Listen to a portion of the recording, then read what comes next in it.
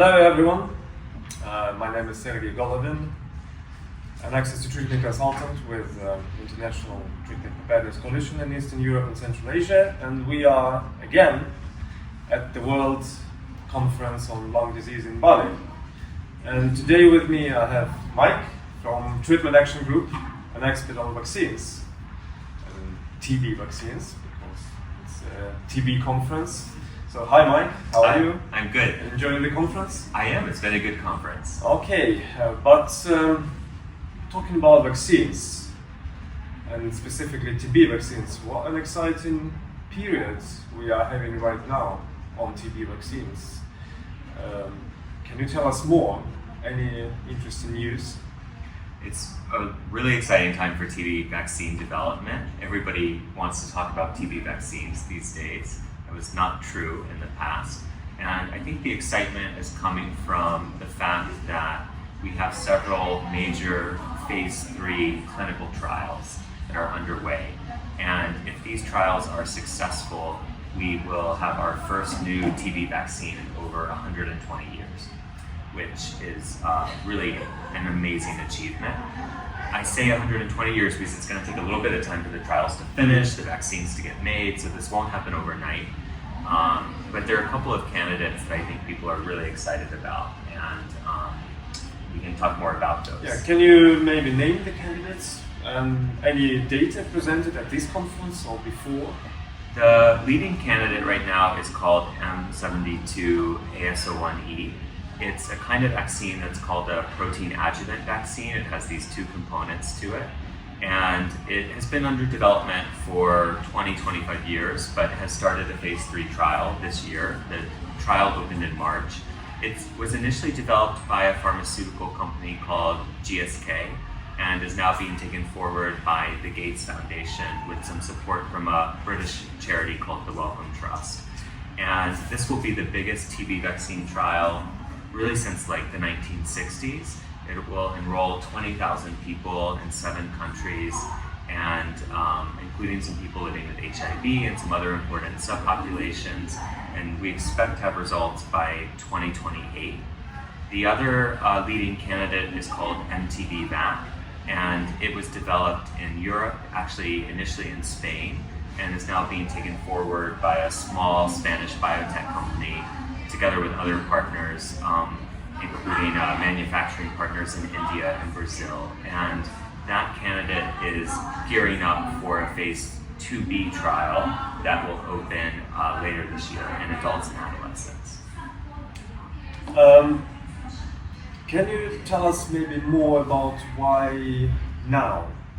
Any specific reason? Because as you said yourself, it has been over 100 years since the first BCG vaccine. So why do you think? Why this moment? Why this moment? Yeah, M72 AS01E, the leading candidate, now is because it had a successful phase 2 trial. And so the phase 3 trial is meant to confirm the result that we saw earlier. It actually has been a bit of a gap and a delay between the phase 2 and the phase 3. So the phase 2 trial reported results first in 2018 and then 2019, and it showed that the vaccine was around 50% effective in preventing TB disease in adolescents and adults. And so the goal now is to confirm that result and see if it was real and get a more precise estimate of efficacy and safety. And it's really the strength of that early result that has people excited, I think. I think in general, why now is it's just the maturation of the past 20 years of hard work. There's been about 20 years of investment in TB vaccine discovery, and it took a while, but we're kind of finally at a place where we have candidates that are ready for phase 3. We wish we had moved faster than this, but with the money that was available, I think developers moved as fast as they could go, and here we are with late-stage trials. A bit of a provocative question, but why not BCG? BCG is still around, and it's still going to remain a childhood vaccine. It's not going anywhere. But there was work to look at BCG as a TB vaccine for adolescents and adults.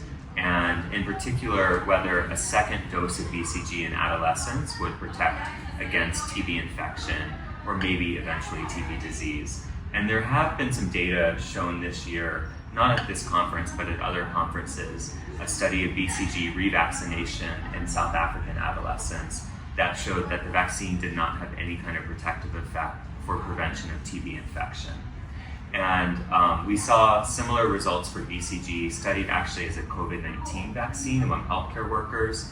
Those results were presented this year and earlier, and again, BCG didn't have a protective effect. So there's been a lot of work on BCG, but it doesn't seem that a BCG revaccination strategy is going to end the TB epidemic or useful against other things like COVID either.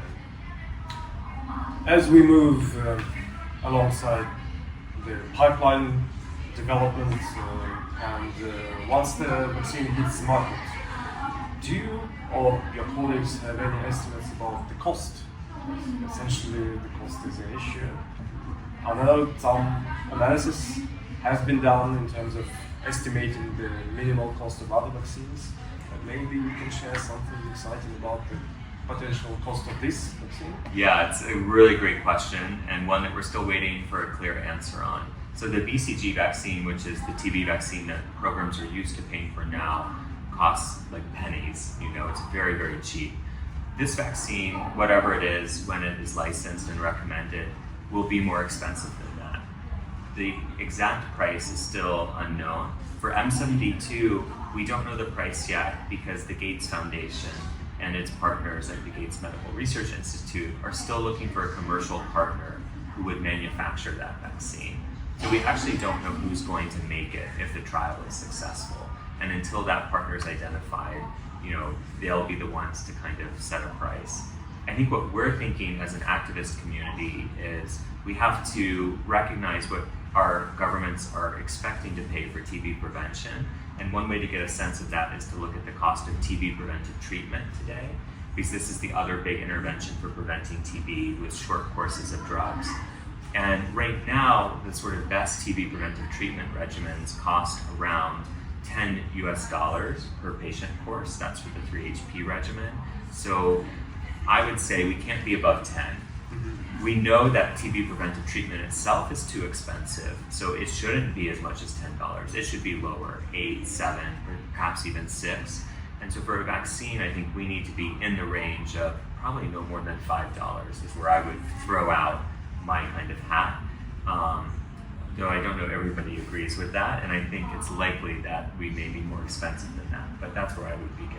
Are we looking at like a price range for various countries, like for middle income countries, for upper middle income countries, high income countries?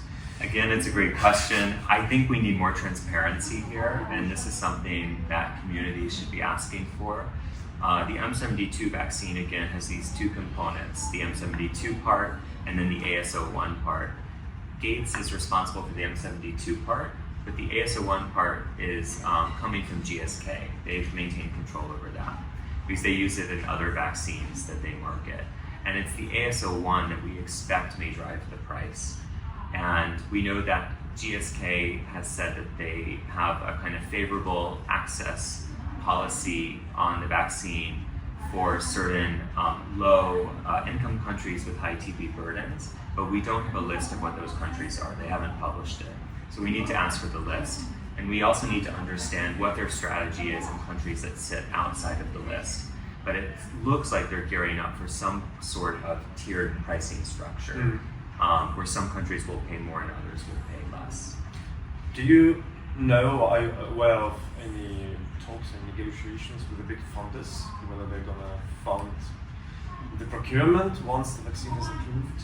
Those conversations have also just started, and the usual groups are being talked to.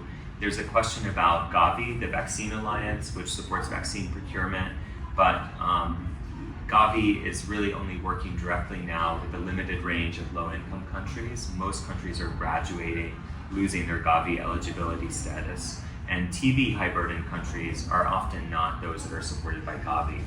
So Gavi could play a role, but it's not a solution for everything. Maybe a couple of words about Gavi for our listeners who may not be aware of this mechanism. Yeah, Gavi is basically like a multilateral global cooperation mechanism to support vaccine purchase and they work primarily on childhood vaccines and have been really instrumental in making childhood vaccination more accessible across the world, basically by lowering the price or allowing countries to access vaccines at a subsidized price. And they do other important market shaping interventions. They're kind of like the global fund for TB, AIDS, malaria, except in the vaccine space. Thanks. Maybe let's come back to the clinical side a little bit. So once these vaccines, or one of the vaccines, is approved, is it going to replace the preventative treatment, or are they going to coexist? And what's the clinical role of the TPT as opposed to vaccine, do you think? Yeah, I don't think a vaccine will replace TB preventive treatment. I think that we need to use multiple prevention tools and that they should be used either together or alongside one another. If you look at the vaccine trials and the groups that they're enrolling, they are these late-stage studies focusing on what they call a general high-risk population. So they are including some people living with HIV who would be given TB preventive treatment under program conditions, but they're not including other groups that are priorities for TPT, like household contacts, close contacts, or young children. So there will be groups for whom I think TB preventive treatment remains really important. We also need to understand that these tools are complementary. So TB preventive treatment, we think, is treating TB infection. Someone has been exposed to TB, and the preventive treatment is treating their exposure or their infection that results from the exposure. And it's just a course of drugs. The vaccine is given to prevent TB disease and is really coaching and teaching your immune system to prepare it for tuberculosis when it encounters it. And so they're not doing the same thing necessarily, and they could be more powerful if used together or in combination. And I think there's a role for both tools in TB prevention. Thanks. Looking a little bit into the future, so when can we expect the next big news? Maybe at the next union, and what's the next stage, so to say? Yeah, it's a good question. So the M72 AS1E phase 3 trial, they're expecting results by 2028. So we have a few years. It won't be the next union. We may hear about the progress in the trial. It's fully enrolled. If things go well, though, that trial will just continue, and it'll be a little quiet for a while. Basically, the way TB vaccine trials happen is they enroll participants, vaccinate them, and then they follow them up over time. And they are waiting to observe people fall sick with TB in the group that got the vaccine and the group that got the placebo comparator. And we're basically just waiting until we accrue or see enough people who get TB disease that we can compare them and see if there's a difference. So that wait takes a while. I think we'll hear news about other studies starting, like the one for MTB-VAC, but I'm actually hoping to hear more news next year about the early pipeline, new candidates, kind of next generation TB vaccines. And here there's some excitement, especially around mRNA. We have the first TB vaccine candidates using the mRNA platform. The one which is used in COVID-19. Yes. Yeah, in fact, BioNTech, which worked with Pfizer on COVID-19 vaccines, has 2 different TB vaccine candidates based on the mRNA that have started phase 1 and phase 2A clinical trials. One of those candidates is the exact same platform as their COVID-19 vaccine. And the other one is a sort of iterated, modified platform, unmodified mRNA platform that they're looking at. So that's exciting, and there's some other new candidates that are almost ready for clinical work, and I'm hoping that early pipeline becomes a little bit more interesting. Thanks, Mike. It does sound really exciting. And maybe as my last question, what would your message be to the treatment activists in Eastern Europe and Central Asia and in other regions? How can we speed up the process of bringing these new vaccines to the market? What can we do? What can I do? What can our listeners do? Yeah, I think treatment activists need to be asking tough questions on these issues of price, availability, accessibility that we talked about, asking for more transparency. Right now, it's very unclear to me whether the Eastern Europe, Central Asia region is included in that agreement between GSK and Gates about access to the M72 vaccine. So we need to clarify that. And none of, sorry for interrupting, none of the Eastern European countries are actually included in the... None of the Eastern European, trial. Central Asian countries are participating in the clinical trials. So the trials in Africa and some Asian countries, but not this region. And I think what we need to make sure is this region, if it's not in the clinical trials, at least included in the access plan. And we need to clarify that before the trial finishes. I think we also need to start having conversations with manufacturers because we don't have a manufacturer lined up. So once that manufacturer is named, we need to start talking to them about price, registration, what their plans are for access, and really preparing the way. And then I think we all need to talk to our governments, no matter where we are in the world, because we have not had a new TB vaccine in 100 years, and so we have not done this before. We're not used to introducing TB vaccines, and it won't be like other vaccines where it's given in childhood. It will likely be a vaccine given to an adolescent. And how do you vaccinate adolescents? Countries have some experience with HPV, some experience with COVID, but it's not something that most governments are good at, adolescent vaccination. And so we need to create the community systems and talk to our governments about the programs we need to ensure equitable vaccine access in this population, thinking beyond the childhood vaccines that we're most comfortable with. Thanks, Mike. And I guess treatment literacy is also important. That's key. We have to get ahead of vaccine hesitancy. I know TAG has developed a very nice training module on TB with the support of other regional organizations, the CABLA. Yeah. I guess it has a module on vaccines. It has a module on vaccines that introduces you to how TB vaccine research is done, what the candidates are, how the clinical trials are set up. And it's really meant to just build familiarity with the science, because I think the TB vaccine science is really good science that's happening. And we need to tell our communities about it so that they have trust in it, that when the results come, they understand how they were created, and we get ahead of any kind of myth or misinformation, of which there's a lot around vaccines in the world right now, and just make sure that our communities are ready to kind of act on the result and have their full faith in it when it's available. Thanks a lot, Mike. It has been really exciting, and we're looking forward to the vaccines. Thanks. Thanks for talking to me. Thanks.